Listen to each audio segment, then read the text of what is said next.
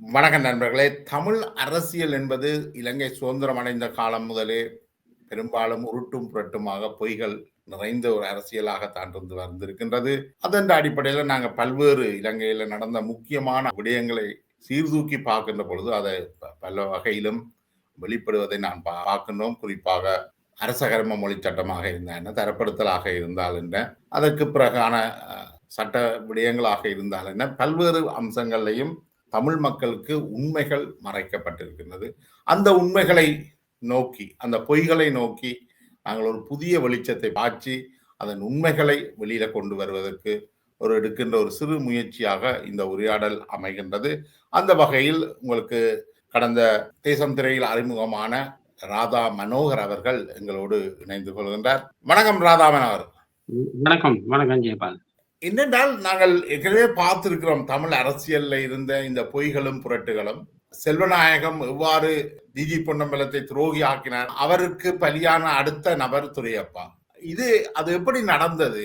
இந்த துரோகி பட்டம் கொடுக்கின்றதும், ஜிஜி பொன்னம்பலத்தில் ஆரம்பிக்கப்பட்ட துரோகி பட்டம் இன்றைக்கு அவருடைய மகன் பலருக்கும் துரோகி பட்டம் கொடுத்து வருகின்றார்.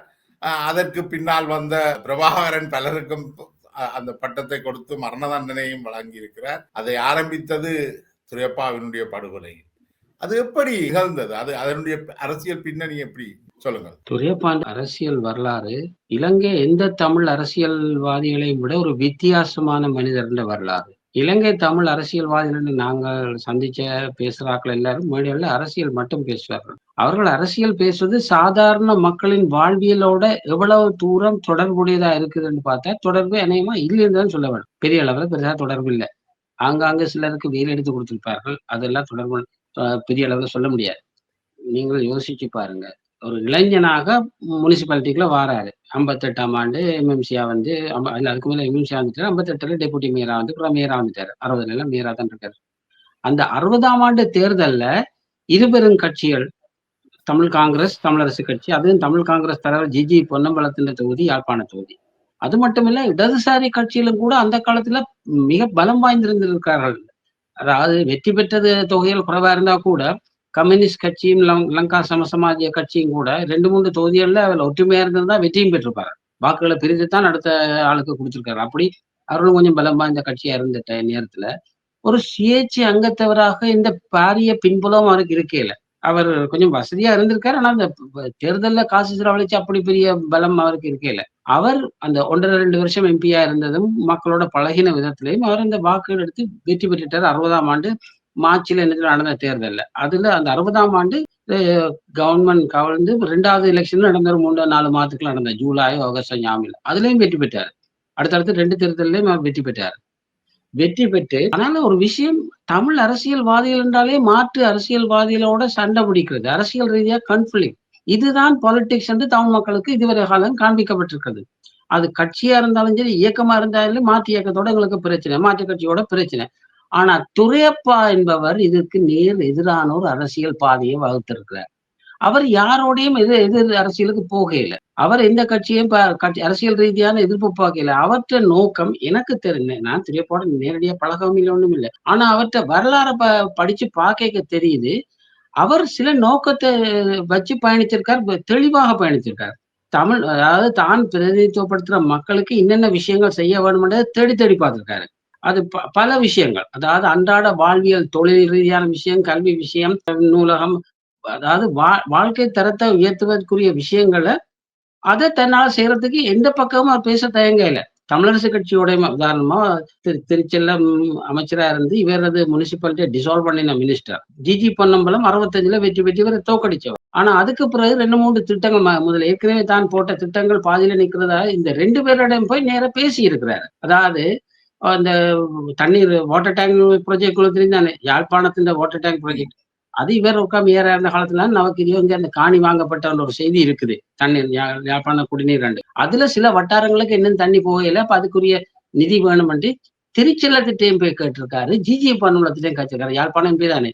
அப்ப அவற்றை அரசியல பாருங்க. அந்த காலத்துல எங்கடா ஒரு சின்ன கோமண்டாலே அவனுக்கு கொலையே பண்ணணும்ன்ற அளவுக்கு இயக்க அரசியல் வளர்ந்த ஒரு சமூகத்துல தமிழரசு கட்சியில அது துரோகி என்ற தவிர ஒண்ணும் இல்லை. பொன்னம்பலத்தின் வீட்டு பக்கம் போனோம், வீட்டு பக்கம் வர முடியாது. அவ்வளவுக்கு ஒரு துரோகியர் எதிரியாத்தான், மாற்று கருத்தாளர்னா எதிரி, அவர்கிட்ட போட்டுத்தான் தள்ளணும். இப்படித்தான் கடைசியா இலங்கை தமிழர்ட்ட அரசியல் வந்து நிக்குது. இந்த இடத்துல பாருங்க, தனி மனிதர் துரையப்பா என்பவர், அவர் மக்கள் நலன் சார்ந்த திட்டங்களுக்காண்டி யார்ட்ட காலிலையும் போய் விழுந்தாரு. அதாவது அவர் அதெல்லாம் மினக்கடையில. அவர் ஃபண்ட் ரைஸ் பண்ணி திட்டங்கள அதனாலதான் அவர்ட்ட காலத்துல பல விஷயம் சாத்தியமானது. வர்ற அரசாங்கத்தோட நட்புறவுல இருந்தாரு. இண்டிபெண்டா வின் பண்ணாலும் சினிமா பண்டாரநாயக்காவோட நட்பை ஏற்படுத்திக் கொண்டாரு. அந்த நட்பை அவர் ஏற்படுத்திக் கொண்ட ஒரே காரணத்தால தான் யாழ்ப்பாண நவீன சந்தை. நீங்க நினைச்சு பாருங்க. அந்த காலத்துல ஒரு பிரம்மாண்டமான ஒரு திட்டம். அது பல பேர் தாங்கள் செய்தது நான் சொல்லுவினேன். நானும் அதை பார்த்தேன். உண்மையா இவர் நீண்ட காலம் எம்பியாயும் மினிஸ்டராயும் இருக்கையில இடையில போறது வர்றது. ஆனா அந்த குறிப்பிட்ட நியூ மார்க்கெட்டை பற்றி நான் சொல்லணும். நியூ மார்க்கெட் இது திருச்செல்லம் அமைச்சரா இருக்கேக்க உள்ளாட்சி அமைச்சுக்கலான்னு. அப்ப அவர் வந்து அவசரமா தான் அங்க கால்கோல் நாட்டி சாஸ்திர ரீதியான சம்பிரதாயம் கட்டட ஆரம்பம் பண்ணி தொடங்கியிருக்காரு. தொடங்கி படம் எல்லாம் எடுத்தாச்சு. எடுத்தா அவர் ஸ்டேட் இன்ஜினியரிங் கார்பரேஷன்ட்ட அதை பற்றி பேசி தீர்மானிச்சிருக்காரு. ஆனா அந்த பட்ஜெட்டுக்குள்ள அது முடிக்க முடியாதுன்னு சொல்லி ஸ்டேட் இன்ஜினியரிங் கார்பரேஷன் அதை கைய விட்டுட்டது. அதுக்கு பிறகு துரையப்பா 70 மேயரா வாரார். 70 சினிமா பண்டாரநாயக்கா வந்தோன்னா அவர் துரையப்பான்னு நட்பு அடிப்படையில பேசித்தான் சினிமாவ பண்டாரநாயக்கா பெரிய அளவு நிதியை ஒதுக்கினார். சரி, அதுக்கு முதல்ல விளக்கு கொளுத்தி மாலை போட்டு தேங்காய் உடைச்சி ஆரம்பம் பண்ணினது பெரிய அளவு பணத்தை ஒதுக்கி விஷயத்தை கேட்க. அப்ப குறுகிய கால பகுதி 20 வருஷம் 15 வருஷம் பேச்சுவார்த்தையில இருந்தாலும் இந்த 1.5 வருஷமா இந்த குறிப்பிட்ட காலத்துக்குள்ள பெரிய அளவு நிதி ஒதுக்கி சினிமா சம்மதிச்சு ஒதுக்கினார். துரையப்பான்ற ஒரு ராஜாந்திரமோ நல்லெண்ணமோ ஏதோ உண்டு. அப்ப மைட் ஆர்கனைசேஷன் உங்களுக்கு தெரியும், லண்டன்ல இருந்து அண்மையில சித்தார மைட் மகாதேவா, கோபால பிள்ளை மகாதேவா, அவற்ற நிறுவனத்தோட தான் பேசி அவற்ற நிறுவனம் தான் அதை கட்டி முடிக்க முடியும் என்று, இல்லாட்டி அந்த கட்டி முடிக்கப்பட்டது. அப்படித்தான் பல திட்டங்கள். இப்ப ஜப்னா லைப்ரரி எடுத்துக்கொண்டாலும் நாங்க துரையப்பான்னு சொன்னா எல்லாம் சொன்னா அவர் துறக்கணும் என்ன வந்தார் முந்தி யாரும். அப்படித்தான் பல திட்டங்கள் நீண்ட காலத்துல இருந்தாலும் கூட இவர் எப்பொழுது ஆட்சிக்கு தனக்கு பவருக்கு வாய்ப்புக்கு வர்றாரோ நிர்வாக இயந்திரத்தை ஆக்டிவேட் பண்ணிடுவாரு. அதாவது அவர் அந்த விஷயத்துல மும்முரமா நிப்பாரு. அரசாங்கத்தை பிடிக்கணுமா பிடிப்பாரு, எம்பியை பிடிக்கணுமா, யாருன்னாலும் பரவாயில்ல. ஈவன் பிரைவேட் அமைப்புகளை கொடுத்து ஃபண்ட் ரைஸ் படிச்சிருக்காரு. லைப்ரரிக்கெல்லாம் அப்படிதான் நடந்தது. ஜப்னா லைப்ரரிய நீண்ட காலமா இருந்தாலும் கடைசி நேரத்துல திறக்கிற டைம்ல இவர் ஏசியா பவுண்டேஷன்கிட்ட ஒரு வேக்கேட் இருக்காரு. கனடியன் நிறைய எம்பசிகிட்ட அணுகியிருக்காரு. யாழ்ப்பாணத்துல உள்ள எந்த மேயரும் இப்படி எல்லாம் வசதி வாய்ப்புகளை தேடி போகலாம், அணுகலாம், ஆர்கனைஸ் பண்ணலாம் இது வரைக்கும் யாரும் சிந்திச்சா எனக்கு தெரியல. துரையப்பா மட்டும்தான் அந்த வேலை செஞ்சிருக்காரு. எனக்கு நல்ல தெளிவா தெரியும். 70ஆம் ஆண்டுகள்ல இப்ப உங்களுக்கு கம்யூனிகேஷன் தொடர்புகள் எல்லாம் வளர்ந்துட்டு, ஆனா 70ஆம் ஆண்டுகள்ல அது இருக்கையில 70ஆம் ஆண்டுகள்ல அந்த எம்பசிகளை அணுகலாம், இப்படியான விஷயத்துக்கு ஒரு மேயர் அணுகலாம் என்ற விஷயமே கேள்விப்படல. அதுக்கு முன்னியங்கள் இப்ப கேள்விப்படல. அப்ப ஏசியா பவுண்டேஷன் அது ஏதோ நல்வாய்ப்பாக அவர் பெரிய தொகை கொடுத்தார். 1,00,000 சொச்சம் ஏதோ அந்த நேரம் 1,00,000 பெரிய காசு. அதெல்லாம் அந்த இனிஷியலி இந்த பில்டிங்கை நாங்க கட்ட தொடங்கலாம், மிச்சத்தை வீ கேன் மேனேஜ் என்ற முடிவுக்கு வந்தது அந்த ஃபர்ஸ்ட் பவுண்டேஷன். அதுக்கு பிறகு ஒரு எம்பசிகள் டைம் டு டைம் ஒவ்வொரு இதாக கொடுத்து அப்படித்தான் ஒவ்வொரு திட்டங்களும். பலருக்கு தெரியாது, யாழ்ப்பாணத்துல இந்த போட் என்ஜின்ஸ் இருக்குல்ல, ப்ரீ போர்டு என்ஜின் முதலா கொடுத்தது துரையப்பா. பலருக்கு தெரியாது. நான் கூட இந்த அறகுறையா தகவல் செய்து விட பிறகு அண்மையில ஒரு போட்டோ ஒன்று பார்த்தேன். அது கொடுத்துருக்காரு டொனேட் பண்ற போட்டோஸ். அப்படியே இந்த அவற்ற அரசியல் என்றது இவர்கள் சொல்ற தமிழரசு காங்கிரஸோ ஒரு இந்த தமிழ் கட்சிகள் மாதிரி அவர் அரசியல் செய்யவே இல்லை. அவர் மக்கள் பணிக்கு தான் யார் யாரை அணுக முடியுமோ அதை மட்டும் செய்தார். உங்களுக்கு இன்னும் ஒரு சின்ன விஷயம், அவர் திரைப்பாண்ட கேரக்டரை காட்டுறதுக்கு திறமையும் அவர்கிட்ட வே ஆஃப் ஃபங்க்ஷனை காட்டுறதுக்கு. அதாவது முனிசிபாலிட்டியில இருந்து அந்த காலத்துல வெறி அதுக்கு கடிதம் போடுவீர்கள் தானே, தபால் கந்தோர்லாம் போடுறது, தபால் போஸ்டல் டிபார்ட்மெண்ட். அவர் கணக்கு பண்ணிக்கார், ஒரு போஸ்டல் டிபார்ட்மெண்ட்டுக்கு நாங்க முனிசிபாலிட்டியால இவ்வளவு மாதம் பே பண்ண வேண்டி இருக்குது, இத்தனை கடிதம் போகுதுண்டு. அவர் கணக்கு பண்ணிக்க 20 ரூபா பார்த்துட்டு அதை நிப்பாட்டிட்டு முனிசிபாலிட்டியால நாங்கள் தபால் கொடுக்குறாக்களை ஹையர் பண்ணுவோம், அதாவது போஸ்ட்மேனுகளை. அவர் ஒரு 5 பேரை ஹையர் பண்ணி இந்த காசு எடுத்து அவர்களுக்கு சேலரியா கொடுத்தாரு. இன்று வரைக்கும் முனிசிபாலிட்டியில தனிப்பட்ட முனிசிபாலிட்டி ஆக்கெல்லாம் கொண்டு சோழவரி துண்டு கடிதம் முனிசிபாலிட்டி கடிதத்தை வீடுகளுக்கு கொண்டு கொடுப்பாரு. இது அதாவது நிர்வாக ரீதியான ஒரு மிக புரட்சிகரமான நடவடிக்கை. இது வளங்களை பயன்படுத்தி அது மட்டும் இல்ல, அவர் ஒவ்வொரு நிர்வாகம் செய்யவழி கிடைக்கும் அவருக்கு நேர் எதிரெண்டு குழப்பி அடிக்கிறதுல முதல் ஆக்கெல்லாம் நிப்ப தமிழரசு கட்சி எம்எம்சி அவர்கள் குழப்பி அடிப்பார்கள். அவர்கள் எல்லாம் சொல்லி ஒரு பக்கத்தால எம்பி மேயர் தலைவர் மாதிரி இவரை துரோகின்னு சொல்ல தொடங்கிட்டோம். எம்எம்சிக்காரர் இவர் காசு அடிக்கிறாரு செய்யறாருன்னு எல்லாம் சொல்ல தொடங்கிட்டோம். மற்ற ஓவர் ஸ்பெண்டிங், ஏன்னா திட்டங்கள் சேர்க்க ஓவர் ஸ்பெண்டிங் தானே. ம், அப்படியெல்லாம் ம். வரும். ஆனா ஓவர் ஸ்பெண்டிங்னாலும் அத மேனேஜ் பண்றதுக்குரிய இதுகளையும் அவர் பார்த்துட்டு அதனால தான் டோட்டல் முனிசிபல் மேயராக துரையப்பா இருந்த காலத்த அப்படியே எடுத்து பாருங்க. Most successful period. யாழ்ப்பாண முந்தி நகரசபை, பட்டின சபையா இருந்து, நகரசபையா இருந்து, முனிசிபாலிட்டியா இருந்து வந்த காலத்துல டோட்டல் வரலாறு எடுத்துக்கொண்டா மோஸ்ட் சக்சஸ்ஃபுல் இயர்ஸ்ன்னு சொன்னா ரூல் பை துரையப்பா. அதுலயும் ஒரு விஷயம். நகர சபையா இருந்தா மாநகர சபை ஆக்கணும்னு இலங்கை அரசாங்கம் முடிவெடுத்த வரைக்க கொழம்பு மாரியா இருப்பான். அதை ஒத்த கால்ல எதிர்த்தார்கள் தமிழரசு கட்சி. சோ அது நகரசபை மாநகரசபை மாறுறதையும் எதிர்த்தார்கள். படுமோசமா எதிர்த்தார்கள். துரையப்பா இதுல எதுவும் காசடிக்கிறது யாழ்ப்பாணத்தில் வடக்கு கிழக்குல இருந்த ஒரே ஒரு மாநகர சபை அதுதானே வந்திருக்கும். அது நகர சபை, அது மாநகர சபை ஆக்கலாம். அது வரைக்கும் கொழும்புலான்னு இருந்தது. மாநகர சபை ஆக்குறதுக்கு ஏனென்றா அதுக்கு இவர் சொன்ன காரணங்கள், துரையப்பா இதுல இன்னும் கூட காசடிக்க பார்க்கிறார். இப்படி மாநகர சபை ஆக்கினா சோழ வரி எல்லாம் கூடும். மக்களோட தலைக்கு மேல இதாக்கி போடுறார். அது இது சொல்லுந்தனம் என்று. இல்ல எனக்கு எனக்கு என்ன விளங்கல. இந்த தமிழரசு கட்சியுடைய அரசியலை எப்படி இந்த தமிழ் மக்கள் ஏற்றுக்கொண்டார்கள்? இப்ப நகர சபை வந்து ஒரு நகர சபை மாநகர சபையா மாறுறது அந்த பிரதேச மக்களுக்கு எவ்வளவோ பயனுள்ளதாக இருந்திருக்கும். அதே மாதிரி சுருக்கமா சொன்னாங்க. யாழ்ப்பாணத்துல ஒரு பல்கலைக்கழகம் மாறுது அந்த மக்களுக்கு எவ்வளவோ பயனுள்ளதாக இருந்திருக்கும். இதை எதிர்த்து அரசியல் செய்து அதுல எப்படி வெற்றி பெற்றார்கள்? அப்ப யாழ்ப்பாண அது தமிழர்கள் என்ன அவ்வளவு முட்டாள்களா இருந்தார்களா? யாழ்ப்பாண தமிழர்கள, இவர்கள் இந்த தமிழரசு கட்சி அப்படியே சிங்கள இனத்துக்கு எதிரான கொம்பு சீவிட்டது. இந்த இந்த ப்ளூ பிரிண்ட் தான் பிரபாகரன் கைக்கொண்டது. அதாவது இல்லாத யாரையோ ரோட்ல போறவன பிடிச்சு அவன் தான் எதிரி எதிரி அடிக்க போறான் நீ வடின்னு சொல்லு. இப்படித்தான் நடந்திருக்கு டிராமா. சிங்கள மக்கள் ஒருபோதும் தமிழ் மக்களுக்கு எதிரி இல்ல. எனக்கு அப்படி எதிரியா இருந்தா இன்றைக்கு ஒவ்வொரு சிங்கள கிராமத்திலே நீங்க தமிழ் கோயில் கட்ட முடியாது, சைவ கோயில் கட்ட முடியாது, தமிழ் பள்ளிக்கூடம் பண்ண தமிழ் பாட்டு கேட்க முடியாது. எல்லாம் தாராளமா நடக்குது. அப்ப அவர்கள் எதிரி இல்ல. இதுக்கு மிஞ்சி வேற ப்ரூஃப் தேவையில்ல. அவன் இன்னொரு யதார்த்தத்தை நாங்க புரிந்து கொள்ளணும். வடக்கு கிழக்குல உள்ள மக்கள்ல மூன்றில் ஒரு மக்கள் பெரும்பாலும் வெளியேறி வெளிநாடுகளுக்கு போயிட்டார்கள். ம். இன்னும் ஒரு மூன்றில் ஒரு பகுதி மக்கள் இலங்கையின் தென்பகுதியில தான் வாழ்கிறார்கள் சிங்கள மக்களோடு. இன்னும் பாதுகாப்பா மூன்றில் வாழ்றாங்க. ஒரு பகுதி மக்கள் தான் வடக்கு கிழக்குல வாழ்கிறார்கள். ம். ஆனா எப்படி இந்த இந்த விரோதத்தை ஒரு ஒரு மக்கள் சேவை செய்த ஒருவருக்கு எதிராக இவ்வளவு விரோதத்தை வளர்க்கலுமா ஒரு கட்சி? அதுதான் நமக்கு நாமே கேள்வி கேட்க வேண்டிய கேள்வி.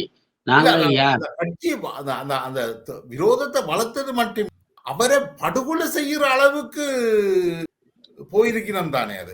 அவர படுகொலை செய்தார்கள். அதாவது அந்த நிமிஷத்திலிருந்து தமிழ் மக்கள் ஒரு அங்குலமாவது முன்னேறி இருக்கிறார்களா? சரி. அடுத்தது அவர் மேயரா இருந்து இன்னைக்கு வரைக்கும் துரையப்பா ஸ்டேடியம், துரையப்பா கட்டின நியூ மார்க்கெட்டுக்கு மேலால இதுவரைக்கும் ஒரு பில்டிங் கட்டலாம போயிட்டுது. ஏன் அதிகம் இந்த தண்ணி டேங்க் எடுத்துக்கொள்ளுங்க. இன்று வரைக்கும் கூட அவர் கட்டி இன்றைக்கு 70 வருஷம் அந்த டேங்க் ஒழுங்கா தானே இருக்குது. கன்ஸ்ட்ரக்ஷன் சரியா தானே செய்யப்பட்டிருக்குது. இந்த அந்த தண்ணி யாழ்ப்பாணத்துக்கு மத்திய கழிவகற்றல் நிலையம் குடிதண்ணீர் இருந்து வாரதா குடிதண்ணீரை ஸ்ரீதரன் மறைச்சு இன்றைக்கு ம். யாழ்ப்பாணத்துக்கு குடிதண்ணியும் இல்ல கழிவகற்றல் நிலையமும் இல்லை. ஆனால் இவ்வளவும் செய்யக்கூடிய ஒரு தடவை நாங்கள் படுகொலை செய்திருக்கிறோம். அதுவும் தமிழீழத்தின் பேரில். இன்று கூட சரி அந்த நேரத்துல செய்தோம். தெரியாத்தனமா நாம தவறான பாதையில போயிட்டோம் என்றெல்லாம் சொல்லலாம். இன்று கூட துரையப்பாவுக்கு குடுக்க வேண்டிய அங்கீகாரத்தை குடுக்க எங்கள் மக்கள் சரியா தயாரா இல்ல. இப்ப இல்ல வருகிற ஜூன் நான் அப்படி பார்க்கல. அவருக்கு அங்கீகாரம் கொடுக்கிறத விட அதே அரசியல் இன்றைக்கு இங்க பின்பற்றப்படுது. இப்ப மன்னிக்கணும், கபிலன் இன்றைக்கு மேயரா வந்திருந்தா தேசிய மக்கள் சக்தியில ம். கபிலன் துரோகி ஆக்கப்பட்டிருப்பேன். நிச்சயமா. இப்ப அது மலிந்து சந்திரசேகரன் துரோகி போனதுதானே. ஆகப்படுறார். இலங்கை தமிழ் அரசியல்ல மலிந்தது துரோகி என்ற சொல்லுத்தானே. அதை மிஞ்சி ஒன்றுமில்லை தேசிய அங்கே. தேசிய மக்கள் சக்தியின் பாராளுமன்ற உறுப்பினர்கள் துரோகி ஆக்கப்படுறார்கள். சுவாஸ் நேரடியாக சொல்றாரு தேசிய மக்கள் சக்திக்கு சவப்பட்டி அடிக்கிறோம். இவரும் அதாவது தமிழ் தேசிய அரசியல் கடைசியா புரொடியூஸ் பண்ணது துரோகி, சவப்பெட்டி இவ்வளவு தானே. அவர்களால வேற ஆக்கபூர்வமா ஏதாவது ஒரு விஷயம் வந்திருக்குதா? மாவேண்ட செத்த வீட்டுல கூட இவங்கள் இந்த அரசியலை ம். தானே செய்தாங்க. அது சமூக உளவியல்ல நோய் பிடிச்ச சமூகமா நாங்க இருக்கிறோம் போல எனக்கு தெரியுது. இப்ப துரையப்பா போய் 50 வருஷம் ஆச்சு. இந்த ஜூலை 27 அவர்ட்ட 50வது நினைவு நாள். இந்த உரையாடலை அதையொட்டி நாங்கள் ஆரம்பிச்சிருக்கிறது ம். மிக நல்ல விஷயம். ஒரு மனுஷனை கண்டிப்பா. படுகொலை செய்கிறது மோசமானது. ஆனால் ஒரு மக்கள் சேவையை செய்த மக்களுக்கு பல்வேறு நல்ல விடயங்களையும் துரோகியாக்கி சொல்வது மிக மோசமானது. இந்த இடத்துல நான் ஒரு ஓப்பனாயே நான் ஒரு விஷயத்த சொல்ல விரும்புறேன். எனக்கு இன்றைக்கு உள்ள தமிழ் அரசியல்வாதிகள் இன்று உள்ளவர்கள் நான் பேரை திருப்பி குறிப்பிட தேவையில்ல. அத்தனை பேர்லயும் எனக்கு ஒரு கோபம் இருக்குன்னு சொல்லலாம். இந்த தமிழ் மக்களுக்கு யாழ்ப்பாணத்துக்கு இவ்வளவு செய்த ஒரு நல்ல அரசியல் தலைவர், எம்பி, இப்ப மேயரா எல்லாம் இருந்தவர். அவர் செய்த அந்த சாதனையும் ஆகட்டும், லைப்ரரி ஆகட்டும், யூனிவர்சிட்டி ஆகட்டும், வாட்டர் டேங்க் ஆகட்டும், இன்னும் எத்தனையோ இருக்கு. அது ஓப்பனா வெளியில வந்து ஒரு நினைவு கூர்றதுக்கு இவர்கள் இன்றைய தமிழ் அரசியல்வாதிகள் கூட யாரும் தயாரா இல்ல. ஏனென்றால் இவர்கள் இந்த செல்வநாயகம் போட்ட துரோகி என்ற பொறி இருக்கலாம். அதுக்குள்ள இருந்து இன்னும் வெளியில விடுதலை அடையலை இவர்கள். இவர்கள் அந்த அரசியல்ல இருந்து இவர்கள் இன்றுள்ள அரசியல்வாதிகள் எவருமே விடுதலை அடையவில்லை என்றால் நான் சொல்றேன். உண்மையா சுய சிந்தனை இவர்களுக்கு இருக்குமா இருந்தால் நினைச்சு பார்க்க அந்த 50 வருடத்துல என்ன நடந்திருக்குது. 50 வருடத்துக்கு முதல் துரையப்பா செய்ததுல 100 10 யாராவது வேறு அரசியல்வாதிகளால தமிழ் மக்களுக்கு நன்மை கிடைச்சிருக்கா? இல்ல. அப்ப அந்த அரசியல் இன்றைக்கு 50வது ஆண்டு. நான் இந்த கட்சின்னு இல்லை. எல்லா கட்சியுமே செய்ய வேண்டிய விஷயம். எங்கள் மக்களுக்கு இவ்வளவு சேவை செய்த ஒரு தலைவரை நாம் இன்று விழா எடுத்து நினைவு கூற வேண்டும். அவர் அப்படி யாரும் முன்வரையில்லை. இப்ப நாங்க சொன்னா கூட அவ சத்தம் போடாம கடந்து போத்தான் பல பேர் தயாரா இருக்கிறோம். ஏன்னா அவன் நினைக்கிறோம் அது ஏதோ புத்திசாலித்தனமான அரசியல் நினைக்கிறார்கள். இப்படி தனிப்பட்ட புத்திசாலித்தனம் என்று சொல்லி சொல்லி கடைசியா முழு சமூகத்தையும் ஒரு அஹ், எங்க கொண்டு விழுத்திருக்கிற மொழிவாக்கல்கள் விழுத்தினா இந்த மாதிரியான சிந்தனை தானே. சுய சிந்தனை கொஞ்சம் கூட கிடையாது. அதை இன்னும் நாங்கள் ரியலைஸ் பண்ணல. அதான் ஆகப்பெரிய இந்த அரசியல்ல மிகப்பெரிய தவறு என்னென்றா, நாங்கள் விட்ட தவறுகளை நாங்கள் மீளாய்வு செய்யவும் இல்லை, அதை உணர்ந்து கொள்ளவும் இல்லை. அப்ப நாங்கள் என்ன செய்ய, நாங்கள் இன்னொரு முறை தவறு விடுறதுக்கு தயாராகி. சரியா சொன்னீங்க. பலர் நினைக்கிறார்கள் இந்த துரோக அரசியல்ல ஏதாவது சில்லர் லாபம் தான் தங்களுக்கு இன்னும் வரக்கூடும். அதை மாத்தி காய்ச்சா அதுவும் இல்லாம போடும். பலருக்கு மனதுக்குள்ள இதுதான் இருக்குது. 2வது அவர் நினைக்கிறார்கள் துரையப்பா பிராண்ட் துரோகி, அப்ப அவரை துரோகின்னு சொல்றாரு. எங்களுக்கு இல்லைன்னு சொல்லிட்டா சில நஷ்டம் வருமோ? ஏன்னா இவர்கள் எல்லாம் வியாபாரம் தானே. அரசியல் சொல்றது இன்றைக்கு அவர்கள் வியாபாரிகள். நேர்மை இல்லாத எந்த போராட்டமும் வெல்லாது. அடிப்படை நேர்மை இல்லாமல் ஒரு போராட்டத்தை முன்னெடுத்த ஒரு பிரயோசனமும் கிடையாது. ஒண்ணும் கிடையாது. துரையப்பாவை நீங்கள் ஏன் துரோகி ஆக்கினீங்க? துரையப்பா என்ன செய்தார்? சனத்துக்கு பில்டிங் கட்டி கொடுத்தது துரோகமா? அல்லது மக்களோட போய் கதைச்சது துரோகத்தனமா? அல்லது உங்களுக்கு ஒரு பல்கலைக்கழகம் கட்டினது துரோகத்தனமா? நகர சபையை மாநகர சபையை ஆக்கினது துரோகத்தனமா? எங்க அந்த துரோகத்தனம்? பேசுறதுதான் சில விஷயம் ஞாபகம் வந்துச்சு.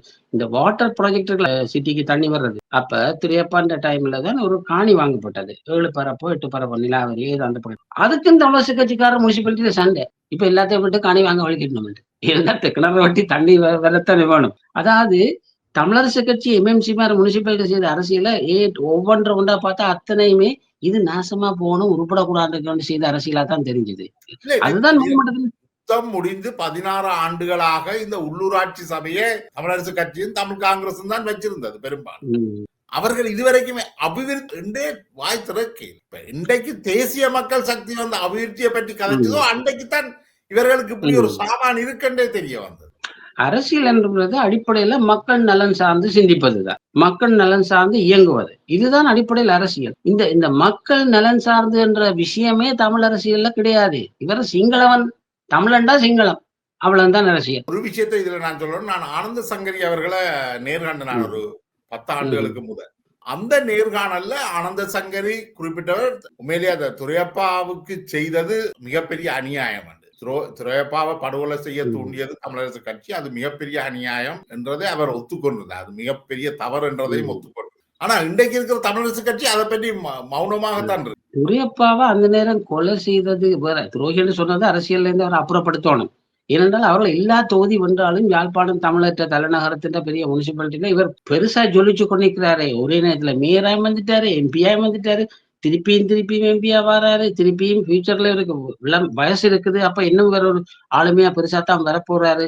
அப்ப நாங்கள் ஏகபோக தமிழர் பிரதிநிதின்னு சொல்றதுக்கு நாங்க பொன்னம்பலம் தடைன்னு பார்த்தா அதை விட பெரிய தடையா துரையப்பா வந்துட்டாரு. பொன்னம்பலத்தை தடைன்னு பார்த்தா அது அவர்கிட்ட பாட்டி பெருசா இருக்கையில இவர் ஒரு பெரிய பொட்டன்சியல் லீடரா வந்துட்டாருல்ல கண்ணுக்கு முன்னால. தமிழரசு கட்சிகிட்ட இல்லாத விஷயம் எல்லாம் இவர்கிட்ட இருக்குது. தமிழரசு கட்சியை சேர்ந்தவர்கள் யாராவது திருவாளர் நடந்து போன அந்த காலத்துல அவர்களுக்கு பின்ன கூட்டம் போறல. துரையப்பா ரங்கினா சொல்லுவார்களே, அவர் எழுந்தால் மாநாடு, நடந்தால் ஊர்வலம், பேசினால் பேரரங்கு உண்டு. துரையப்பாக்கு அப்படித்தான் கூட்டம் இருந்தது. எனக்கு தெரிஞ்ச நான் சிறுவயது சென்ட்ரல் படிக்க கண்டிருக்கேன். அவரை சுற்றி கூட்டம் வரும் அப்போ. ஏன்னா அவர் மக்களோட மிக குடும்ப அங்கத்தராத்தான் அவர் பழகி இருக்கிறார். அப்படி இவர்கள் ஒருவருமே பழகையிலேயே பேசலையே இந்த அரசியல்வாதிகள் யாருமே. இந்த தமிழரசு கட்சியில தமிழ் காங்கிரஸ்ல கல்வி கற்றவர்கள் அல்லது அங்க அரசியல் படித்தவர்கள் எல்லாம் இன்றைக்கு ஆயுதம் தூக்கி போராடுகிறார்கள். அப்ப இவர்கள்ட்டையும் இதே அரசியல் குரோத மனப்பான்மை தான் இவர்கள்ட்டையும் இருக்கு. அன்றைக்கு இருந்த தமிழ் காங்கிரஸ்டையும் தமிழரசு கட்சியிட்டையும் துவக்கி இருக்கல. அவர்கள் துவக்கற்ற புலிகளாக இருந்தார்கள், இவர்கள் இருக்கிறார்கள். தமிழரசு, தமிழ் காங்கிரஸ் தலைவர் மாற்ற சில புள்ளிகள் தூக்கின வரலாறுலாம் இருக்குதே. அது போராட்டத்துல செத்த பல்விக்கு வரலாறு தானே இருக்கு. தூக்கினது. அது சும்மா பிலிம் ம். காட்டுறதுக்கு தானே தூக்கினது. அவர்கள் ஒன்றும் போராட்டத்தை முன்னெடுக்கலையே. அவர்கள் எல்லாரும் வெளிநாட்டுக்கு போயிட்டுமே பிறகு. இல்ல உள்ளூர்ல எனக்கு தெரியும். எனக்கு பேரே இன்னைக்கு குறிப்பிட்டது செத்து போன ஒரு எம்பின்ற 2 புள்ளிகள் செத்தது. 1 இல்ல 2 பேருக்கு இருக்கணும். அப்ப இவைந்த தலைவர் மாற்ற அரசியல் எப்படி இருந்திருக்குது? அவர்களுக்கே விளக்கம் இல்ல. அதாவது ம். சுருக்கமா சொல்லாங்க சாதாரண பேச்சு வழக்குல சொல்வார்கள். செல்வநாயகம் விளைஞ்ச நைலோன் கயித்த இவரெல்லாம் விழுங்கி இருக்கிறார்கள். உண்மையா அதுதான். ஆஹா. செல்வநாயகம் அறிஞ்ச நைலான் கயித்த ஏன்டா செல்வநாயகத்துக்கு தமிழ் தெரியாது. கொழும்பு கணவா. ஆனா பொன்னம்பலத்த விழுத்தோட தமிழ் பதிலாம் வெல்லாம போணும். அப்ப பின்ன பார்த்தா இவங்க எல்லாரையும் வச்சு டிராமா காட்டிட்டாரு. ஆட்கள ரெக்ரூட் பண்ணி ஒவ்வொரு தொகுதிக்கும் ஒரு ஆட்கள ரெக்ரூட் பண்ணி, நீ தான் சிங்கன், நீ தான் வெட்டி விழுத்துவான்னு சொல்லி கொம்பு சீவி விட்டு, இவர்களும் தற்காலிகமா தாங்களும் எம்பி ஆயிட்ட சந்தோஷமா நல்ல அது எப்படி ஒரு படு அயோக்கியமான ஒரு அரசியலை செய்தவர் தந்தை செல்வான. ஓ! அவரு நான் தந்தைன்னு பகுடித்தானே இப்ப நான் சொல்ல முடியுதுல்ல. அது வேற விஷயம். என்ன முந்தியெல்லாம் அப்படி சொல்றான் ஹோமேட்டிக்கா செத்து போன மனுஷன்னு சொல்லி. இப்ப என்ன பொறுத்தவரை அவர் கூண்டுல ஏற்றப்பட வேண்டியவர். ஒரு வரலாற்று கூண்டுல ஏற்றப்பட வேண்டிய குற்றவாளி. பிற்காலத்துல நடந்த அத்தனை துரோகம்னு துரோகி என்று சொல்லி கொலை செய்ற எல்லாத்துக்கும் மூல காரணம் அவர்தானே. Is a godfather of Prabhakaran. Prabhakaran ஒரு படிப்பறிவு இல்லாதவர், இளம் பையன். அவர் இதுல மயங்கி போய் இதுதான் வழி என்று என்ன ஏகபோக எழுதிட்டாரு. சர்வாதிகாரம் தன்னிட்டே அதாவது பிரபாகரன் அத்தனை பிலோசபியும் இவர்கிட்ட இருந்து பிரபாகரன் ஃப்ரெண்ட் பிலோசபர் கைடுண்டா செல்வநாயகம் தான். செல்வநாயகம் கடைசியா பாருங்க. கடைசி காலத்துல தமிழ் மக்களை கடவுள் தான் காப்பாற்றணும்ன்றார். இவ்வளவு பெரிய அறிவாளி, இவ்வளவு பெரிய திட்டம் போட்டவர். கடவுள் தான் கடைசியா காப்பாற்றணும்னு சொன்னா நீ என்னைய அரசியல் தலைவர். எந்த ம். காலத்திலயும் அரசியல் தலைவர், அரசியல்ல உள்ளவர் அப்படி செய்யக்கூடாது. இல்ல அது ஒரு அப்படி ஒரு பெரிய வசனம் மட்டும் இவங்க எல்லாம் பேசிக்கொண்டு திரிகிறாங்க நிலை- இன்றைக்கும். அப்படி ஒரு நிலைமை வரும்னு தெரிஞ்சால் அடுத்த கட்டத்திட்டு அவர் இப்ப தான் தோத்து போன இதே மாதிரி ஒரு கட்டம் சௌமியமூர்த்தி தொண்டமானுக்கு வந்தது. அவர் அப்படி தெளிவா ஹேண்டில் பண்ணினாரு. அதான் அப்படி அடுத்த கட்டத்துக்கு ஹேண்ட் ஓவர் பண்ணிருக்கணும். அப்படி இல்ல. கடைசி செகண்ட் வரைக்கும் நான் பிடிச்சுக்கிட்டே இருந்தேன் பவர. தொண்டமானுக்கு என்ன நடந்ததுண்டா, ஜே.ஆர். ஜெயவர்தனாண்ட காலத்துல, பிரேமதாசா காலத்துல, இலங்கை குடியுரிமை, இந்திய குடியுரிமை பெற்றவ கூட போகலாம இந்த ரிபாட்ரியேஷன் நின்றுட்டுதல்ல யுத்தத்தால. ம். அப்ப இலங்கையில எக்கச்சக்கமானாக்கள் தங்கப்பட்டாச்சு. இந்தியா இந்த மலையக தமிழர்களை மீள ஏற்றுக்கொள்ற அந்த திட்டத்துல இந்தியா தன்னுடைய பங்கை செய்யல. அப்ப தான் அளித்த வாக்குறுதியிலும் பார்க்க மேலதிகமானவர்களை பெற்று டபுள் ரெட்டிப்புக்கு மேல விட்டாச்சு. அதுல போட்டாரு. தொண்டமான்ற ஒரு விஷயத்த சொல்ல வாருன்னு. அதாவது ஜே.ஆர்ட்ட சொல்லி ஒரு காலம் குடுத்து கடைசியா அதாவது ஒரு காலம் ஒரு திட்டத்துல நாங்க இத்தனை பேரை குடுக்குறோம். அப்புறம் பிள்ளைகள் கொஞ்சம் பிறந்து சந்ததி கூடிடும். தொகை கூடும். அப்படி வந்து கடைசியா ஒரு 1,50,000 பேர் எக்ஸஸ் ஆகி வந்துட்டான். திருப்பி எழுதின எக்ரிமெண்ட்லயும் தாண்டி. அப்ப அப்துல் பிரேமதாசா அப்படியா இருக்க ஜே.ஆர்லாம் இருக்க சொன்னாங்க. அத நாங்க திருப்பி இன்னொருக்கா பேசுவோம். அப்ப தொண்டமான் சொன்னாராம், it is not number game. It is a human issue. நான் இந்த இஷ்யூக்களுக்கு இனி நம்பர் அங்க 1,00,000 2,00,000 மக்கள் அதை பேச நான் வரையல. நீங்க இனி குடுக்குறேன்டா அத்தனை பேருக்கும் குடுக்கணும். இல்லாட்டிக்கு நான் என்ன செய்ய போறேன்? எங்கட மக்கள் மத்தியில போய் கைய தூக்க போறேன். நான் ஃபெயிலியர் பொலிட்டீஷியன். ஐ அம் எ ஃபெயில் பொலிட்டீஷியன். நான் இதுல இருந்து பொறுப்புல இருந்து வாங்க என்னால முடியல ஒன்றும் என்று சொல்லி போட்டு அவர் சொல்லியிருக்காரு, இளைஞர்கள் youths already they are ready to take the leadership. அவர்ட்ட ஹேண்ட் ஓவர் பண்ண போறேன். அப்ப ஜே.ஆரும் பிரேமதாசாவும் பயந்துட்டாரு. என்ன அவர் இந்த லாங்குவேஜ்ல பேசுறாருன்னு அவருக்கு புரிஞ்சிட்டு. மலையகத்திலேயும் கொஞ்சம் ஆயுதம் தூக்கி இளைஞர்கள் அந்த ஈரோஸ்ல, பிளாட்ல உங்களுக்கு சந்திரசேகர் வின் பண்ண பெரியசாமி சந்திரசேகர் வின் பண்ணது கூட பிளாட்ல டிபிஎல்எஃப் டிக்கெட்ல உங்களுக்கு தெரிஞ்சிருக்கு. அப்ப இந்த இளைஞர்களுக்குள்ள இந்த இயக்கங்களோட இன்ஃபுளுன்ஸும் வர துவங்கினோடனே, இளைஞர்கள்ட்ட கொண்டு போய் நான் ஹேண்ட் ஓவர் பண்ண போறேன். நான் இந்த பாலிடிக்ஸ் முடிஞ்சது. ஐ ஆம் எ ஃபெயில் பொலிட்டீஷியன் கைய 2 கையும் தூக்கி காட்டினாங்க. தூக்க போறேன். கண்ட உடனே ஜே.ஆரும் பிரேமதாசா பயந்து போச்சுங்க. என்ன இவர வச்சிருந்தா எப்படி இருந்தாலும் அவர் ஒரு மாடரேட் பொலிட்டீஷியன் சமாதானமாக்கி ஒரு வழிக்கு கொண்டு வருவார். இளம்பொடிகள்ட்ட போனா வடகிழக்குல போன மாரி தான். ஒன்றும் செய்ய இயலாது. அப்பத்தான் ஓகே எங்களுக்கு நீங்க 3 மாதம் தாங்கன்னு சொல்லி போட்டு இதாக்கி இந்த விஷயம் கேள்விப்பட்டு சினிமா எதிர்க்கட்சியில இருந்தார். அவ இந்த விஷயத்த கேள்விப்பட்டு போட்டு அவ தொண்டமானுக்கு மெசேஜ் அனுப்பினார். நாங்கள் ரைட் அத்தனை பேருக்கும் தாரோம். நீங்க எங்களுக்கு சப்போர்ட் பண்ணுங்க அடுத்த ஒரு எலெக்ஷன். அப்ப இந்த விஷயம் அனுராவோட கதைச்சு இதாக்கி இந்த விஷயம் பிரேமதாசாக்கு லீக் ஆயிட்டு. பிரேமதாசா ஜே.ஆர்ட்ட சொல்லிருக்கு. சினிமாவால எல்லாருக்கும் கொடுக்க முடியும்டா அப்புறம் நாங்கள் காய்ச்சி கொண்டிருப்பான் ரைட்டவே நாங்களும் கொடுக்க முடியும். அப்ப உடனே ஜே.ஆர் ஆர்டர் பண்ணது. வித்தின் 3 மாதங்களா எல்லாருக்கும் யாருக்கும் பேப்பர் இருக்கோ இல்லையோ ஸ்டாஃப்ஸுகள் அவங்க இடத்தை தேடி போகணும். வர சொன்னா அந்த ஜனங்களை தேடி பிடிக்காது. ஒரு தோட்டத்துல பதினஞ்சு போடுவார் கண்டுபிடிக்கலாது. அப்ப அவர் ஒரு ஒரு ஒரு டிகிரி பாஸ் பண்ண அதாவது இலங்கையில சிட்டிசன் இல்லாம யாரும் இருக்கக்கூடாது. பாருங்க தொண்டமான அந்த நேரம் இனி கடவுளான்னு காப்பாற்றணும்னு சொல்லலையே. இப்ப தெரியுதா உண்மையான மக்கள் நலன் சார்ந்த அரசியல்வாதிக்கு எப்படி மூளை போகும். அடுத்த தலைமுறைகிட்ட கொடுக்க போறோம்னு சொன்னாரு. இவர் அப்படியாவது சிந்திக்கலையே. கடவுள் தான் காப்பாற்றணும். கடவுள் தான் காப்பாற்றணும்னா why are you coming to politics? நீங்க சர்ச் ஃபாதரா போயிருக்கலாம்.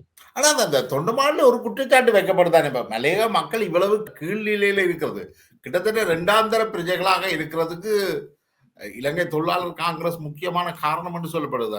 அதை என்ன என்று பார்க்கணும். வடகிழக்கு அரசியல் உள்ள எத்தனையோ பொய்களை மாதிரி மலையக அரசியலும் பெரிய பெரிய பொய்யெல்லாம் நிறைய கிடக்குது.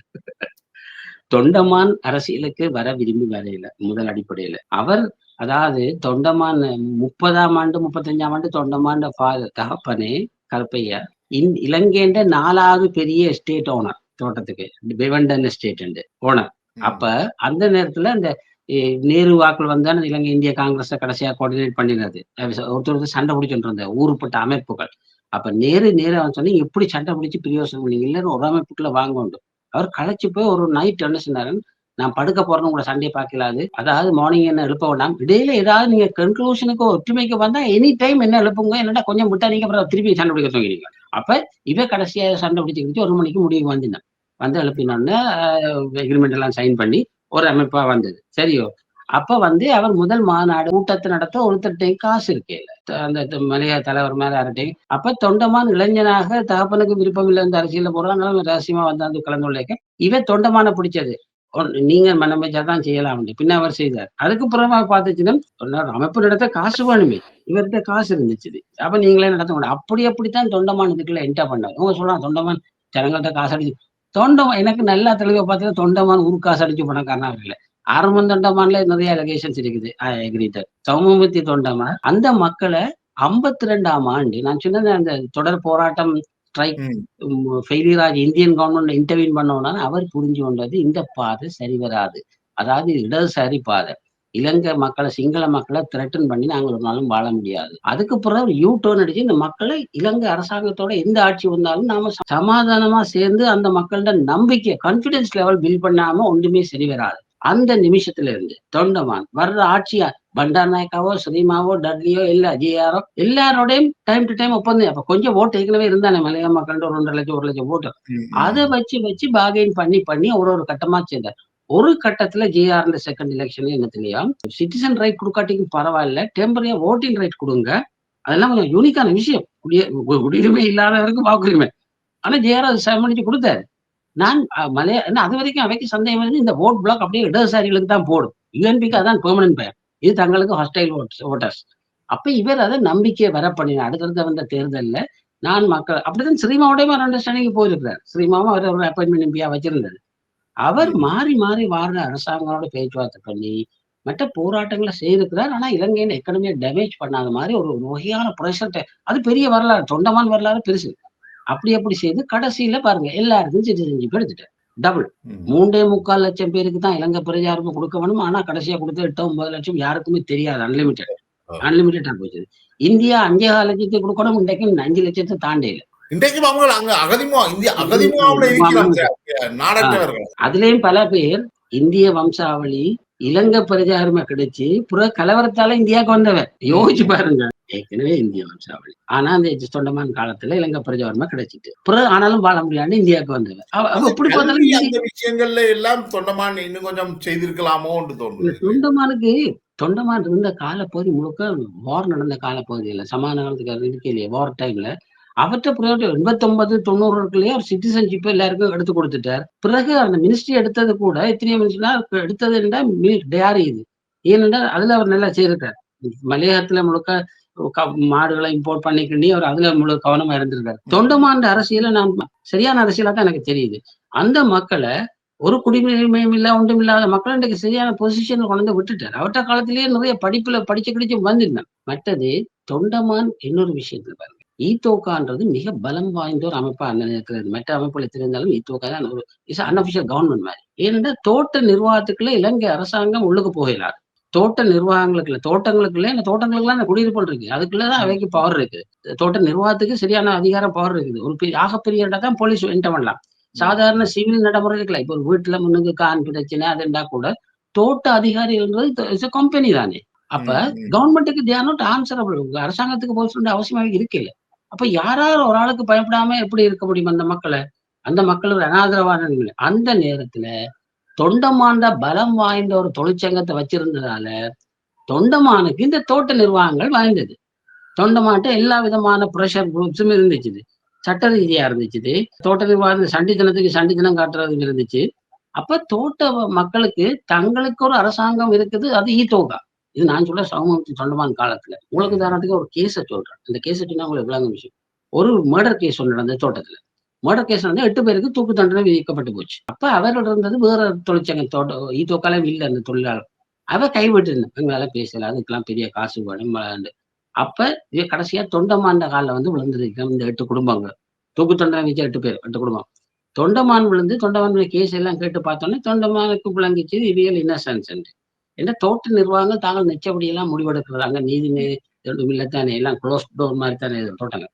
அப்ப அவர் ஜிஜி பொன்னம்பலத்துக்கு ஃபோன் பண்ணியிருக்காரு. ஒரு கேஸ் இருக்கு. அப்ப பொன்னம்பலத்துட்ட போய் இந்த கேஸ கொண்டு காட்சி பொன்னம்பலம் வாய்ச்சு பார்த்து போட்டு சொன்னாராம், ஓகே. நான் இத பேசுறேன்னு பொறுப்படுத்துறேன். பொறுப்படுத்தி பேசி அந்த கேஸ் வின் பண்ணியாச்சு. வின் பண்ணினா பிறகு அந்த தோட்ட ஜனங்கிட்ட பொன்னம்பலத்துக்கு குடுக்க காசு இல்ல. தொண்டமான் செக் எடுத்துட்டு போயிருக்காரு. அந்த செக் எடுத்தது பொன்னம்பலத்துல வீட்ட போயிருக்காரு. வீட்ட போய் செக் எழுத போயிருக்க தொண்டமான் ஜிஜி பொன்னம்பலம் கேட்டாராம், இது சிடபிள்யூ செக் இல்லையேன்ட்டு. அதாவது தொழிற்சங்கத்துக்கு பேசின வழக்கு தானே. அப்ப அவர் சொன்னாரு, இவ்வளவு அப்ப ₹5000 1957 56. இவ்வளவு பெரிய காசு சிடபிள்யூசில இருந்தா அப்புறம் என்னது இந்த பெர்சனல் செக் புரியுது. அப்ப இப்ப நான் சொன்னா யாரும் நம்ப மாட்டாங்க. பொன்னம்பலம் சொன்னேன், எனக்கு ஒரு சமம் வேண்டாம். இது ஃப்ரீயா நான் பேசுறேன். இந்த இந்த காசு உங்களோட செக்கண்டா எனக்கு வேண்டாம். CW okay. உங்களோட காசுலாம் வேண்டாம்ன்ட்டு. எந்த காலத்திலயும் இத வெளியில பொன்னம்பலமோ, தொண்டமானோ சொன்னது கூட கிடையாது. தொண்டமான் தந்த பயோகிராபில மட்டும் தான் இத ரெஜிஸ்டர் பண்ணியிருக்காரு. பொன்னம்பலம் எந்த சரி மறுபுறத்தால இந்த மலைய தொழிலாளருக்காக வேண்டி தாங்கள் வாக்கு உரிமைக்கு செல்வநாயகம் கோரிச்சு படிச்சு நீங்க கேள்விப்பட்டீங்களா? மலைய மக்களுக்கு ஏதாவது தேத்தனியான வாங்கி கொடுத்துருப்பாங்க. மாறாக மலைய மக்களுக்கு செய்த பெரிய துரோகம் இருக்குது. என்ன தெரியுமா? மலையகத்துல காலகட்டத்துல திராவிட முன்னேற்ற கழகங்கள் கொஞ்சம் பவர் ஆயிடுச்சு. என்ன தமிழ்நாட்டின் இன்ஃபுளுன்ஸ் இருந்ததானே சினிமா படங்கள், பாட்டுகள், திராவிட தலைவர்கள் அடிக்கடி நிறைய பேர் வந்து பெரியாரே அங்க ஒரு மாதம் பிரசங்கம் செய்யிருக்காரு. அப்ப அந்த இன்ஃபுளுன்ஸ் நல்லா வந்து இதை அதை பயன்படுத்தியிருக்காங்க. தமிழரசு கட்சியின் பிரசார மேடைகளுக்கு வடக்கு கிழக்குல மலையகத்துல இருக்க திராவிட முன்னேற்ற கழக இந்திய வம்சாவளி இளைஞர்களை பஸ்ல கூட்டி வந்திருக்கீங்கன்னா இரண்டாயிரம் பேச்சாளர் தட்டுப்பாடு. அந்த பையன்கள் திராவிட யங்ஸ்டர்ஸ். இதுல உங்களுக்கு தெரியுமா? கண்டி மாகாண சபையில சபாநாயகரா இருந்த முருகன் சிவலிங்கம் வயசு ஓ! அவர் எனக்கு பர்சனலா பல வருஷத்துக்கு முன்னாடி சொல்றாரு. தன்னை கூட சின்ன பிள்ளையில பஸ்ல கூட்டிட்டு போயிருக்காங்க. அவர் சொன்னார், அப்ப என்ன பேசுறீங்க? நாங்க அந்த படங்கள பாத்துக்கிட்டு இதுல வாயில வந்த இதுல எல்லாம் பேசுறது. இல்ல சந்தோஷமா கேட்பாங்க சொன்னா கைதட்டுங்க. அது பிறகு கிட்டல ஒரு பத்திரிகையில நான் படிக்க பார்க்க அவர் சொன்ன செய்தி உண்மை. பல பேர என்ன பிரசாரத்துக்கு பஸ்ல உணர்ந்து வடக்கு கிழக்கு எல்லாம் தமிழிசை கட்சி செய்யறது. அதுக்காக வேண்டி இவ இலங்கை திராவிட முன்னேற்ற கழகத்தோட சேர்ந்து அவைகளோடையும் சேர்ந்து இது கூட இதுக்காண்டி நாங்க போராடும் சேர்ந்து அப்படி செய்தவ. அவசர சட்ட விதியின் கீழ 59லயும் 58லயே இலங்கை திராவிட முன்னேற்ற கழகம் தடை செய்யப்பட்டது. சரியா? தடை செய்த உடனே இவன் சத்தம் போடாத கேட்டுட்டு பேசாம இருந்திருந்தான். இவைக்கு அது இவன் பிசினஸ் இல்ல தானே. அப்ப ம். இலங்கை திராவிட முன்னேற்ற கழகத்தின் பொதுச் செயலாளர் இளஞ்செழியன் செல்லநாயகத்தின் வீட்டை போய் செல்லநாயகத்தை தும்புறக்கு பேசியிருக்காரு. உங்களை மேல போல நம்பி இருந்தேன். நீங்க இதை பற்றி ஒரு நடவடிக்கை முடிக்கல ஒன்றும் இல்லை. அப்ப செல்லநாயகன் சொன்னாராம், சரி நாங்க இதை பார்லிமெண்ட்ல அமிர்தலிங்கத்தை கொண்டு பேச சொல்றோம். அப்புறம் அமிர்தலிங்கம் பேசினார். அமிர்தலிங்கம் ஒரு நல்ல ஸ்பீச் ஒன்று பேசியிருக்காரு. ஏன்னா அவர் திராவிட பாரம்பரியத்துல வந்தபடியே அவருக்கு தெரியும் அந்த விஷயம். அவர் ம். சொல்லியிருக்காரு, இது ஒரு பௌத்தர இயக்கம் தான். இது தமிழ்நாட்டு திமுக தொடர்பு இல்ல. இது அவர் அந்த அந்த காலத்துல மலையாளத்துல தெரிஞ்ச காடன் மாடன் வழிபாடு அந்த மூட நம்பிக்கைகளுக்கு எதிரான அமைப்பு தான் சொல்லி. ஆனா அதுக்கு பிறகு அந்த தடை எடுபட்டு போச்சுன்னா அவசர விதி காலாவதியா போய் இது விடுபட்டு போச்சு. அதை விட முக்கிய விஷயம் தடை செய்யப்பட்ட உடனே இவர் என்ன செய்யிருக்காரு செல்வநாயகம் அதுக்கு அந்த இளைஞர்களை உள்வாங்கிறதுக்காண்டி ஈத்தோகாண்டோ ஸ்டார்ட் பண்ணார். அதாவது இலங்கை தொழிலாளர் கழகம் திராவிட முன்னேற்ற கழகத்துல உள்ள ஆக்களா ஆம். வாங்கி இது போட்டியா டக்குன்ட்டு இவர் கடையை விரிச்சிட்டார். மலையத்துல ஆக்களை போட்டு கேட்டு இவர் மெட்டர் ஆரம்பிச்சுட்டார். அந்த இலங்கை தொழிலாளர் கழகத்தின் முக்கியமான அஜெண்டாவா இங்க ப்ரிப்பேர் பண்ணேன்னு தெரியுமா? எங்கட வாக்குரிமை பறிச்சது பொன்னம்பலம். விளங்குதா? பொன்னம்பலம் துரோகி. வேறொன்று. அதுக்காக வேண்டித்தானே அவரை ஈத்தோக்காக வச்சிருந்துச்சுன்னா. இந்த ஈத்தோக்கால அப்ப ஹட்டன்ல ஒரு பொறுப்பாளர் இருந்தா டாக்டர் கங்கரட்னம்னா சின்ன பிள்ளையா இருக்கு. எங்கட ஊர்ல வந்து அங்க இருக்கிறார். எனக்கு அதனால இந்த டீட்டெயில் உள்ள நல்லா தெரிஞ்சது. டாக்டர் கங்கரட்னம் ஹட்டன் பொறுப்பாளர் இருந்தார். அதாவது இந்த ஈத்தோக்காண்டதை கொஞ்ச காலம் பயன்படுத்தினோம். என்னடா மேக்சிமம் பொன்னம்பலத்துக்கு எதிரான அதாவது மலையக மக்களோட வாக்குரிமை பறிச்சுட்டு அவ்வளவுக்கு பிறவினதுக்கு காரணம் இந்த ஈத்தோகாண்ட அமைப்பு வச்சு அது இலங்கை திராவிட முன்னேற்ற கழகத்தில இருந்து பிடிச்ச பொடிகளையும் அது பிறகு காலப்போக்கில் அதையும் கைவிட்டுனான். வேற ஒண்ணும் செய்யல. அதுதான் இல்ல. இளஞ்செழியன் இவ்வளவு குரோதம் வளர்த்தவ பிறகு 76ஆம் ஆண்டு வட்டுக்கோட்டை பிரகடனத்துல தமிழ் காங்கிரசும் தொண்டமான். ம். தமிழரசு கட்சியும் சேருதுதானே. தொண்டமான் வந்து முதல் தெரிவு செய்யப்பட்ட 3 தலைவர்கள தொண்டமான் ஒரு ஆள் தான். சொந்தமான ஒரு வார்த்தையா. இந்த தொண்டமாண்ட அரசியல் அவர் ஒரு அரசியல்வாதி, டிப்ளோமேட். அவர் தந்த மக்கள் நலன் சார்ந்து மட்டும்தான் பயணிப்பார். அவர் இலங்கை அரசுக்கு அப்ப அந்த காலத்துல ஸ்ரீமாண்ட காலத்துல அப்ப ஸ்ரீமாண்ட காலத்துல ஜனநாயக தொழிலாளர் காங்கிரஸ் அசீஸ் எம்பியா இருந்தவர் மலைய மக்கள். ம், அப்பாயிண்டட் ம். எம்பியா. அப்ப இவர் தொண்டமான் வெளியிலான்னு இருந்தவர். அவர் இலங்கை அரசாங்கம் சினிமா கவர்மெண்ட்டுக்கு பிரஷர பில்ட் பண்றதுக்கு இதை யூஸ் பண்ணலாம்னு யூஸ் பண்ணியிருக்காரு. அதை அவர்ட்ட பொலிட்டிக்கல் அது இங்க ரீசன் வந்ததன் மூலம் நீங்கள் செட் அவுட்டா நாங்களும் தான். ஆயுதம் ஏந்தி என்னமோ ஒரு சின்ன ஒரு பிரஷர பில்டப் ஆஹா. பண்றதுக்கு யூஸ் பண்ணியிருக்காரு. ஏன்னா தொண்டமான பொறுத்தவரை தண்ட மக்கள் நலனை கம்ப்ரமைஸ் பண்ணவே மாட்டார். அவர் ஆரிய கூத்து ஆடினாலும் கடைசி அங்கதான் நிப்பார். அவர் அந்த தமிழீழத்தை அங்கீகரிக்கவும் இல்லை எனக்கு ஏற்றுக்கொள்ளவும் அதான் இல்லை. பிரஷர பில்டப் பண்ணிட்டு கடைசியாவே இளம் பிரியா சொல்லி போட்டாரு. இது உங்களோட பிரச்சனை வேற, எங்கட பிரச்சனை வேற. விட்டு போட்டார். Is right. அரசியல் ஆல்ரெடி அந்த பக்கமோ இந்த பக்கம் இல்ல தானே. ஓ! நாங்கள் கதைக்க எடுத்த விஷயம் வந்து 58ஆம் ஆண்டு மேயரா வந்து 60ஆம் ஆண்டு தேர்தல்ல வெற்றி பெற்று பாராளுமன்ற உறுப்பினரா வந்த அல்ஃபிரட் துரியப்பாவை எதிரான ஒரு நயவஞ்சகமான பிரச்சாரங்கள் ம், அவிழ்த்து விடப்படுது. கிட்டத்தட்ட ஒரு ஒரு 15 ஆண்டுகள் அவருக்கு எதிரான அந்த ம். துரோக அலை ஒன்று கட்டப்படுது. ஓ இன்னொன்று நீங்க யோசிச்சு பாருங்க. அவர் 4 தரம் தேர்தலுக்கு நின்றுருக்கார். பாராளுமன்ற தேர்தல்ல துரையப்பா. ம்ஹ்ம். 4 தேர்தல்ல. 60ஆம் ஆண்டுல 2 தேர்தல். 2லயும் வெற்றி. 65ல தோல்வி. 70ல 56 வாக்குகள்லாம் தோல்வி. அப்ப அது கூட தோல்வின்னு சொல்ல முடியாது. அப்ப இவர்கள் பயந்தா இவர் எப்படியும் இவர் ஒரு சக்சஸ்ஃபுல்லான பொலிட்டிஷியனா இருக்கிறாரு. தொடர்ச்சியா இவர என்ன இவ்வளவு காலம் நின்று பிடிச்சிட்டாரு. ம், ம். 4 தேர்தல்ல 1ல தான் தோத்தாருன்றேக்க, அவரு is a very potential politician தானே.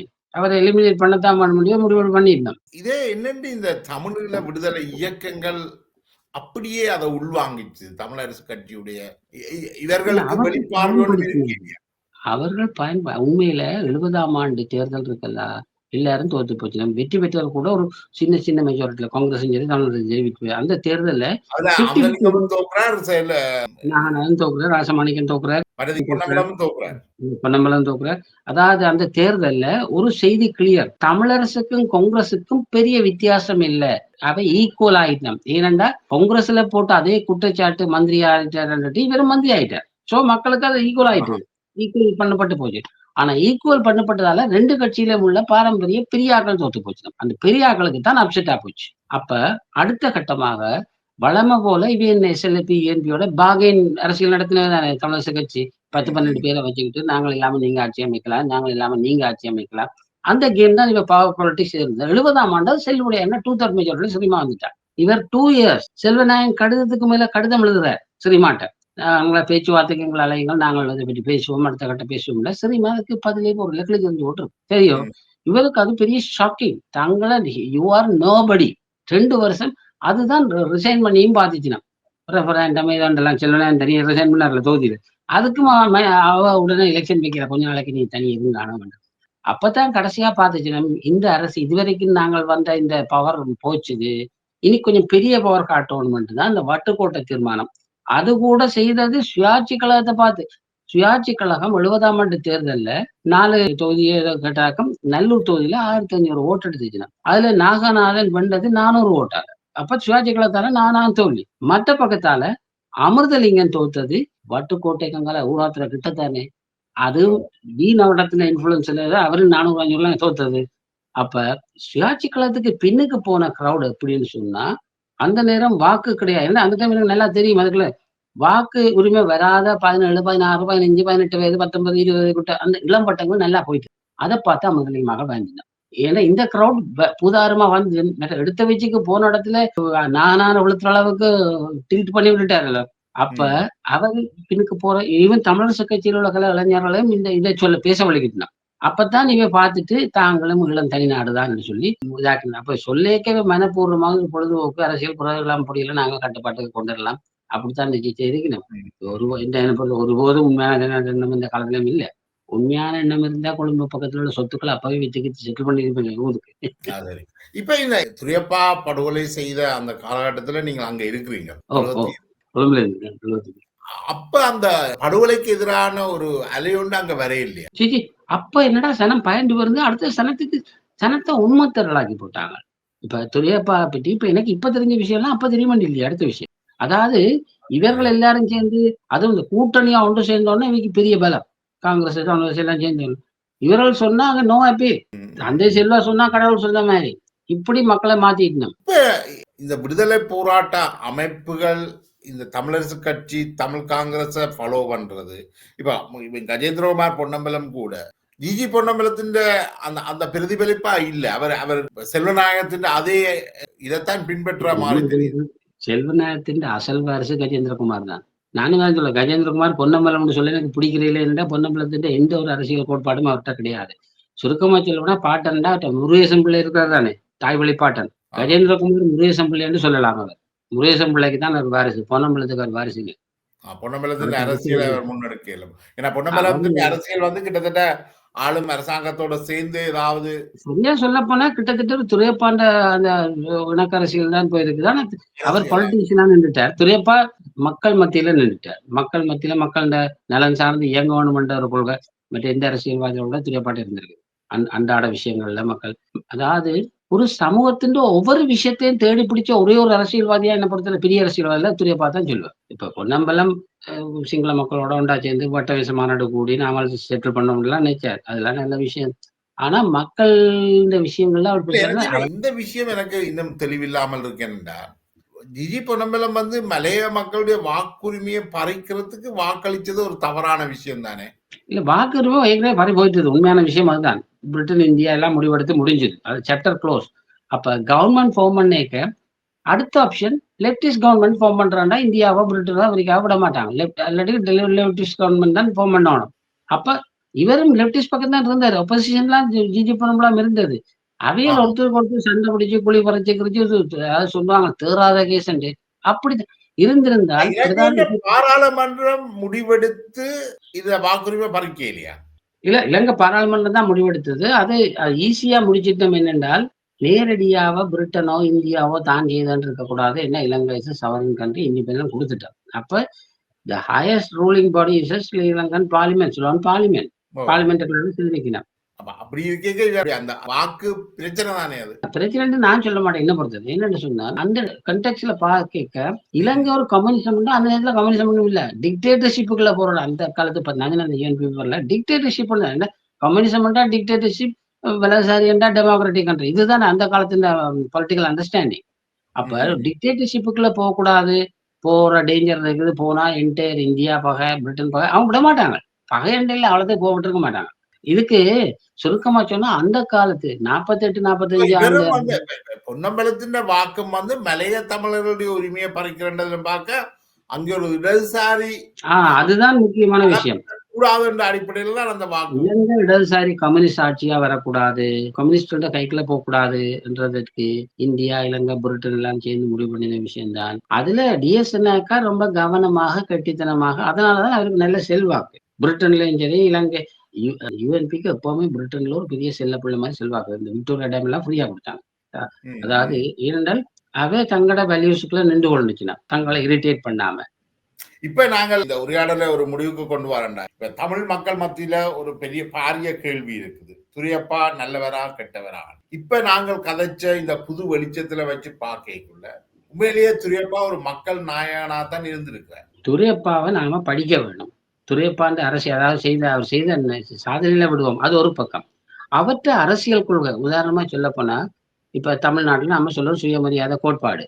சுயமரியாதை கோட்பாடு என்று சொன்னா சக மனிதனா மதிக்க வேண்டும். அந்த மதிப்பு இலங்கையில இவர் சுயமரியாதை கோட்பாடு வாயால சொல்லாட்டிக்கு நடைமுறையில சுயமரியாதை கோட்பாட்டை கடைப்பிடிச்ச ஒரே ஒரு தமிழ் அரசியல்வாதி என்றால் நான் துரையப்பா தான் சொல்வேன். இது நான் தவறா இருந்தா நீங்க அந்த டைம்ல இருந்த முஸ்லீம் மக்கள்கிட்ட கேட்டு பாருங்க. அந்த தகுதியில இருந்த ஒடுக்கப்பட்ட மக்கள்கிட்ட எல்லா தரப்பு மக்கள்கிட்டையும் கேட்டு பாருங்க. அவர்களோட வீட்டுக்கு ஒரு மெம்பர் மாதிரி தான் இவர் செய்திருக்கிறார். இவர் இயங்கி இருக்கிறார். அன்றாட வாழ்க்கையில சுயமரியாதையை கடைப்பிடிச்சிருக்காரு. அவர் அதை சொல்லல கோட்பாடு எங்கேயும் சொன்னாரா கூட எனக்கு தெரியாது. ஆனா அதாவது அவற்ற வாழ்வியல் துரையப்பாண்ட வாழ்வியலை நாங்க படிக்க வேண்டும். என்ன பொறுத்தவரை எங்களுக்கு வழிகாட்டி என்ற சுயமரியாதை கோட்பாட்டு தான் தமிழ் மக்களுக்கு மிக தேவையான விஷயம். நீங்க புலி இயக்கத்தை எடுத்துக்கொண்டாலோ மற்ற இயக்கங்களை எடுத்துக்கொண்டாலும் தமிழ் கட்சி சுயமரியாதை என்ற இல்லையே. அதாவது சுயமரியாதை சக மனிதனை மதிக்க வேண்டும். இது அப்படி இல்லை. எல்லாருமே வேலுப்பிள்ளை பெருமானுக்கு விசுவாசமா நடப்படும். அப்ப சுயமரியாதை இல்லை. உனக்குன்ற ஒரு பொறுமதி கிடையாது. யார் ஒருத்தருக்கு தான் நீங்க அடிமையா இருக்கின்ற ஸ்லேவரி. அந்த ஸ்லேவரியை குளோரிஃபை பண்ணினோம். ஒரு அடிமைத்தனம் இன்டெலக்சுவல் ஸ்லேவரியை குளோரிஃபை பண்ணி கலைக்கணும். அப்ப என்ன காரணம் கொண்டும் ஒரு மனிதன் இப்ப பெரியார் சொல்றாரு என்றால் நானா சொன்னா கூட உங்க புத்திக்கு சரியென்றா தான் நீ செய். தட் இஸ் அதுதான் சுயமரியாதை. அப்ப துரையப்பா தண்ட நடைமுறை வாழ்க்கையில சுயமரியாதை கோட்பாட்டை அவர் கடைபிடிச்சிருக்காரு. அவர்கிட்ட ஃபாலோவர்ன்னு சொல்றதுக்கு கூட தெரிஞ்சிருக்குமோ எனக்கு தெரியாது. இப்படி. ஆனா நடைமுறையில அவர் கடைப்பிடிச்சிருக்கிறாரு. அவரோட பேசுற எல்லாருக்கும் அவர் அவைகளுக்கு கூட தான் பெரிய ஆள், சின்ன ஆளுன்ற ஃபீலிங்கே வராத மாரி சகஜமான வாழ்க்கை முறைய கொண்டிருக்கிறார். இதுதான் நான் பெரியப்பா படிச்சது. அடுத்தது நான் பாருங்க நினைக்கிறேன் சுயமரியாதை. இந்த புள்ளியோட இந்த உரையாடலை முடிவுக்கு கொண்டு வரலாம் சரி. நினைக்கிறேன். ம். ஜூலை 27ஆம் தேதி துரைப்பாவுடைய 50வது ஆண்டு நினைவு தினம். நான் நினைக்கிறேன் இந்த உரையாடலை தொடர்வோம்னு கூறிக்கொண்டு இந்த நிகழ்ச்சியை முடிவுக்கு கொண்டு வரலாம். நன்றி. எனக்கும் இந்த துரியப்பா பற்றி மற்ற பல அரசியல் விஷயங்களையும் சொல்றதுக்கு வாய்ப்பு தந்த உங்களுக்கு மிகவும் நன்றி. நன்றி. பிறகு பேசுவோம். நன்றி. வணக்கம்.